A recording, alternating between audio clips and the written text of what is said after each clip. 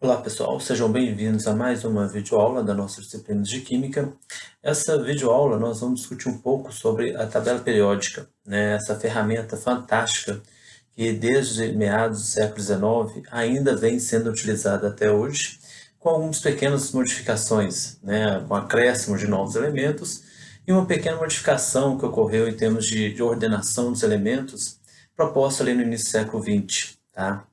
Essa aula, apesar de ela ser destinada para a disciplina de Química Inorgânica, ela pode ser também assistida por qualquer outro nível, né, de estudo, tá? Desde aluno do ensino médio até ensino superior. Até porque a tabela periódica, apesar da gente poder aprofundar bastante nela, nesses cursos, normalmente, a tabela a gente usa ela mesmo como uma ferramenta. Então, o que eu vou dizer aqui um aluno do ensino médio vai ser útil, né? Ele vai conseguir entender e vai ser útil também para o aluno do ensino superior, tá? Eu não vou entrar em detalhes, tá, sobre o contexto histórico, né, sobre a história da tabela periódica, mas apenas para poder apresentar ela. Então, tabela periódica, né, como a gente a conhece, ela foi proposta ali no meados do século XIX, né, vários cientistas estavam pensando, propondo formas de se organizar os elementos químicos que tinham conhecimento até aquele momento, né, claro que naquele momento não se tinha tantos elementos como se tem hoje conhecidos, tá? E aí, uma das melhores propostas que teve foi de Mendeleev, né, Dmitri Mendeleev. Mendeleev, então, ele propõe que esses elementos químicos sejam organizados em ordem de massa, né, em ordem de tamanho, tá, levando em consideração as suas propriedades, né, afinidades físicas e químicas. Então, ou seja, ele percebeu que alguns elementos, a partir de dados empíricos, né, que eles já tinham naquele momento, tá, então eles sabiam, por exemplo, que alguns elementos tinham uma grande afinidade em fazer uma ligação com outro elemento, com o oxigênio, por exemplo, enquanto outros já se ligavam, né, em proporções diferentes com o oxigênio. Como assim proporções diferentes? Vamos supor, o sódio, ao se ligar com o oxigênio, ele usaria dois átomos de sódio para um átomo de oxigênio. Enquanto, por exemplo, o enxofre, ao se ligar com o oxigênio, teria uma proporção de 1 para 1. Então, devido a essas afinidades, né, a esses tipos de compostos que eram conhecidos, eles tinham ali um perfil de cada elemento químico conhecido, né, naquele momento. Então, ele propõe essa ordenação em termos de tamanho, até porque na época dele, né, o modelo de átomo ainda era o modelo daltoniano, em que os átomos eram vistos como uma esfera, né, maciça. Então, é claro que ele não tinha outras informações, né, para agregar ao seu modelo, né, agregar à sua proposta de tabela periódica. E isso dá certo, né? Ele consegue então fazer uma organização desses elementos, tá? Devido às suas afinidades químicas e colocar numa espécie de uma tabela, então, muito semelhante à tabela que nós temos hoje, né? Que é essa tabela aqui, né? Uma tabela aí organizada, né? O que nós podemos chamar de grupos e famílias, tá? Ou seja, eu teria ali então linhas com alguns elementos e depois em colunas, né? Então, sendo que dentro de cada coluna ele colocou aqueles elementos que tinham mais afinidade físico-química. Alguns não faziam tanto sentido a posição deles, tá? Por exemplo, o argônio mesmo, ele tinha uma massa muito parecida com o potássio, então não fazia sentido ele estar no mesmo grupo do potássio, né? O argônio ele tinha características já de um gás inerte, né? Um gás que não era encontrado muitos compostos dele, diferente do potássio que era altamente reativo, né? Então havia alguns problemas na sua organização. Quando ele percebeu esses problemas, ele deu um jeito de dar uma arrumada, né? Invertir a posição, às vezes, de um elemento, colocava um menos pesado depois de um elemento mais pesado, devido a essa afinidade, mas ele não sabia explicar por que isso acontecia, né? Quem vai, então, corrigir, vamos dizer assim, né, fazer essa pequena correção na tabela periódica é Moseley. Já Moseley já tinha um modelo atômico nuclear, né, então ele já sabia que o átomo era formado por um núcleo, né, com cargas positivas. Naquela época já se conseguia medir, determinar a quantidade de cargas positivas que havia no núcleo, né? Inclusive ele é um dos que contribui para essa determinação, né, de cargas positivas, como que a gente encontraria a carga positiva de um núcleo. E aí, então, ele propõe que, na verdade, a tabela periódica deveria ser organizada em termos de número atômico, né? Em termos de módulos de carga positiva que cada átomo, cada elemento químico tinha no seu núcleo. E quando a gente aplicava esse raciocínio na tabela, elas se corrigia, né? Os elementos, então, realmente ficavam em grupos, né, com outros elementos que tinham a mesma afinidade química que ele. Então, a tabela periódica é essa, né? Não é uma ferramenta que, como eu disse, a gente ainda utiliza, né? Ela, então, repare que é organizada em linhas, tá? Essas linhas vão chamar de períodos, e os grupos ou famílias. A tabela antes era separada, né? O que nós chamamos aí de elementos A e elementos B. Os elementos A é o que nós chamamos, né, de elementos representativos, tá?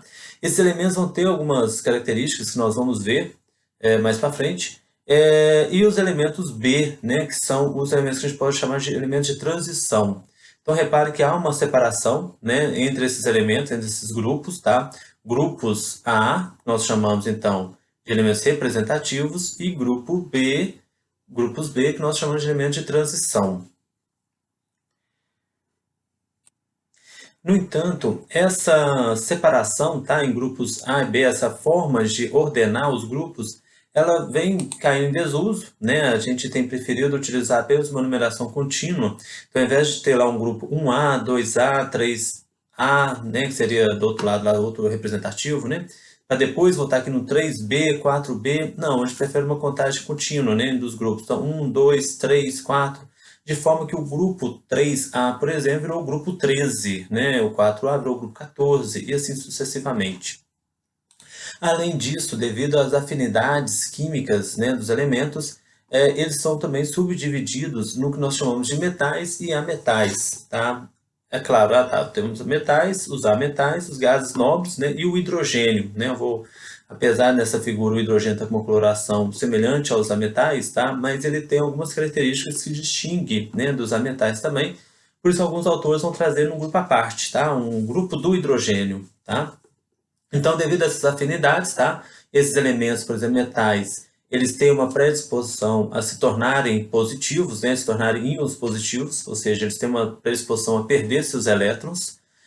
Os ametais vão ter uma predisposição em ganhar elétrons e adquirir uma carga negativa, se tornar o que nós chamamos de ânions. Os gases nobres, que têm uma tendência, então, de não sofrer reação, né? Eles têm uma tendência de não se interagir com outros átomos, de não fazerem ligações químicas. E o hidrogênio, que, como eu disse, ele tem características que destoam um pouco tanto dos metais, quanto dos ametais, quanto dos gases nobres, né? Então, ele tem características bem particulares, tá? Que é dele. Além disso, nós podemos separar, né, nossos elementos químicos também de acordo com a sua configuração eletrônica, tá? E aqui, então, aqui agora, né, cabe um parêntese, né? Para quem estudou, né, configuração eletrônica, números quânticos, vai conseguir entender um pouco melhor, né, essa classificação em bloco S, P e D. Aqueles que não estudaram, às vezes não vai entender muito, mas ainda se utiliza, né, ainda se ensina isso no ensino médio, mesmo sem explicar o que é um bloco, o que é um orbital S, tá? Então, por isso, vamos dar continuidade aqui. Então, se a gente recordar, né, como que a gente fazia, como que nós fazemos, né, a organização dos elétrons, tá, ao redor do meu núcleo, seguindo, né, aquele diagrama de distribuição eletrônica, nós sabemos então que os nossos elétrons vão estar situados em níveis eletrônicos diferentes. Dentro de cada nível, eu posso ter subníveis diferentes, né, uma vez que o subnível só vai aparecer a partir do segundo nível de energia, né, no primeiro nível eu só vou ter um subnível, que é o subnível S. No segundo nível, já vou ter o S e o P, e vai aumentando, né? Conforme eu desço, aumenta o nível de energia do meu elétron. E dentro de cada subnível, eu posso ter, então, números de orbitais diferentes, né? O subnível S tem um orbital apenas, subnível P é formado por 3 orbitais, subnível D por 5 orbitais, e o subnível F por 7 orbitais. E aí o interessante da tabela periódica é que até essa informação que só foi tida bem depois da tabela ser proposta, a gente consegue relacionar, né? A posição do elemento na tabela periódica, ela está relacionada com a sua configuração eletrônica. Com essa configuração eletrônica que foi proposta muito depois, né, da tabela já ter sido construída. De forma, então, que os elementos que finalizam sua configuração eletrônica no bloco, no orbital S, né, então seja 1s, 2s, 3s, 4s, vão estar nessas primeiras colunas da nossa tabela periódica, né, nesses dois grupos da tabela periódica, grupo 1 e grupo 2, ou família 1 e família 2. Os elementos que finalizam suas configurações eletrônicas no orbital P vão estar nesse bloco, né, que nós chamamos de bloco P da tabela periódica. Ou seja, aqueles que terminam, né, a partir ali do 2p1, né, 3p1, 3, 4p1. Então, a partir do momento que eles têm um elétron nos orbitais P, eles vão estar aqui, né, nas famílias aí 13, 14, 15 e assim por diante. A única exceção é o nosso hélio, né? O hélio, apesar de estar aqui, né, na coluna dos gases nobres, porque ele tem uma afinidade química com esses elementos, ele, é lógico, a configuração eletrônica dele termina em S. Tá? Então, ele deveria estar, vamos pensar assim, se analisássemos apenas a questão da configuração eletrônica, ele deveria estar aqui no grupo 2, né, assim, do lado do hidrogênio. No entanto, devido a afinidades químicas, ele é colocado junto com os gases nobres. Aqueles elementos que finalizam sua configuração eletrônica com elétrons no orbital D vão ficar aqui nesse bloco D, tá? Representam então perceber, né, que eles vão estar justamente com os nossos metais de transição, né? E percebam então que os nossos elementos representativos são formados pelos elementos que finalizam a sua configuração eletrônica, vão ter seus elétrons mais energéticos, tá? Os elétrons mais energéticos são aqueles últimos elétrons que eu coloco no diagrama de configuração eletrônica, vão estar com seus últimos elétrons no bloco S e P, né? Então, os elementos que têm os seus elétrons mais energéticos no orbital S ou em algum dos orbitais P, eu vou chamar de elementos representativos, e aqueles que finalizam, né, vão ter seus elétrons mais energéticos nos orbitais D ou F, nós vamos chamar de elementos de transição, sendo que o F é chamado de elemento de transição interna, né, uma vez que ele é como se estivesse aqui dentro do bloco D, né, onde tivesse aqui uma saída, né, ele se expandindo ali dentro, tá? Vale a pena também, né, chamar a atenção aqui que a gente consegue fazer também uma associação com o número de elétrons de valência, ou os elétrons mais energéticos de um determinado elemento químico, com a sua posição na tabela periódica também, tá? Assim como o seu nível de eletrões de energia. Então, por exemplo, as linhas, né, que tem aqui na minha tabela periódica podem representar também o nível eletrônico dos elétrons mais energéticos, ou os elétrons de valência, daquele respectivo elemento químico. Tá? Então, se eu pego um elemento que esteja no quarto período da tabela periódica, seus elétrons de valência vão estar no quarto nível de energia, ou também poderia ser chamado de quarta camada. O grupo está associado ao número de elétrons que esses elementos têm na sua camada de valência e no seu nível mais energético. Os elementos, por exemplo, do grupo 1, né, chamados de metais alcalinos, eles vão ter apenas um elétron na sua camada de valência. Né? Todos aqui vão terminar, então, com o orbital S1. Um S1, no caso do hidrogênio, 2S1 no caso do lítio, e assim por diante. Os elementos do grupo 2 vão terminar com 2 elétrons no orbital S. Né? Então, com 2 elétrons de valência. Um S2, não está aqui, lógico que vai ficar do outro lado, né? Que é o hélio. Mas a partir do berílio, né, 2S2, 3S2, 4S2 e assim sucessivamente. Passando para os representativos, tá? Então vou pular aqui os elementos de transição para continuar essa explicação. Por quê? Porque depois do S a gente vai ver o P, né? Então eu vou ter aqui um S, né? Depois 2S2, depois eu vou ter 2P. Os 2P, mesma coisa. Então, ó, pra você ver. Se eu pego aqui um elemento do grupo 13, no caso aqui o boro, né, que é esse primeiro elemento aqui, ele termina sua configuração eletrônica com 2S2, 2P1. Ou seja, ele tem 3 elétrons de valência e está no grupo que era chamado de 3A, né, que agora passou a chamado de 13. Então, o único cuidado que nós vamos ter aqui, na hora de associar o número de elétrons de valência à posição dele na tabela periódica para os elementos do bloco P, é acrescentar 10 unidades ao número de elétrons de valência. Então, ele tem aqui 3 elétrons de valência, ele vai estar no grupo ou família chamada de família 13. Se tem 4 elétrons de valência, família 14, tá? E assim por diante também. Os elementos D, eu já parti aqui, né, do quarto período, eu vou ter já elétrons nos orbitais D, né? Então, nos orbitais 3D. Né? Então, por exemplo, se eu pego um elemento aqui, esse que está aqui nesse grupo 3, né, o que era chamado de 3B, ele vai finalizar sua configuração em 4S2, 3D1. Então já começa a aparecer elétrons em uma camada interna. Né? Eu começo a colocar elétrons em uma camada que não é mais a camada de valência, que é a 3D. Né? Então, nesse caso, para que eu possa encontrar a posição dele na tabela periódica, eu preciso somar os elétrons de valência aos elétrons mais energéticos, que seria então 3s2 mais um elétron 3d1, que é o elétron mais energético dele, me dá 3. Então repare que esses elementos, na verdade todos esses elementos químicos que estão aqui no quarto período, vão ter então 2 elétrons de valência, tá? Do 4s2, e o que vai variar de um para o outro é a quantidade de elétrons no subnível D, no 3D. Então, o grupo 3 ele vai finalizar, né, em 3D1, do grupo 4 em 3D2, o 5 3D3 e assim sucessivamente, né? O F, eu já vou estar acrescentando elétrons no bloco, no subnível F, né? Por isso que ele é chamado de bloco F, tá? Então, todos esses aqui, basta fazer a mesma coisa, né? Eu faço a mesma soma, né, com o número de elétrons mais, de valência com os mais energéticos, eu também consigo encontrar a posição dele aqui dentro desse blocozinho do bloco F, né?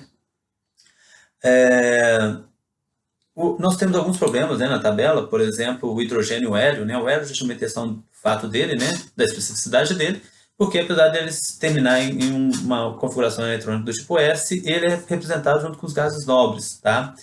O outro é o hidrogênio, né? O hidrogênio não há uma posição perfeita para ele, tá? O hidrogênio ele poderia ser representado aqui, né, na família 1A, onde normalmente ele vem, porque ele tem um elétron também na camada de valência, finaliza sua configuração em 1s1, então todos aqui são s1, então ele poderia, né, estar ser colocado aqui, mas ele poderia ser colocado também aqui no 7A, né, ou na família 17, tá?